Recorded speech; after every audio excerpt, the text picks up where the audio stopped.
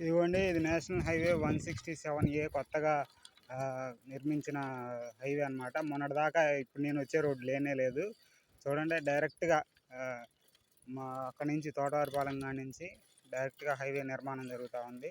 Beach దగ్గరలో road అయిపోయింది. అంతకుముందు ఇదే ప్లేస్లో నేను ఆ రోడ్లో ఇప్పుడు అక్కడ కనబడుతున్న రోడ్లో నిలబడి వీడియో తీశాను. ఇది మొత్తం ఖాళీ ప్లేస్ ఉండేది. ఇది మొత్తం ఇక్కడ కనబడుతుంది, ఇదంతా ఖాళీ ప్లేస్ ఉండేది. ఇప్పుడు చూడండి, డైరెక్ట్గా బీచ్లోకి వెళ్ళిపోతుంది. కనబడుతుందా మీకు ఎదురు బీచ్? అది చీరాల బీచ్. కరెక్ట్గా ఇది ఎండ్ పాయింట్ నేషనల్ హైవే 167Aకి.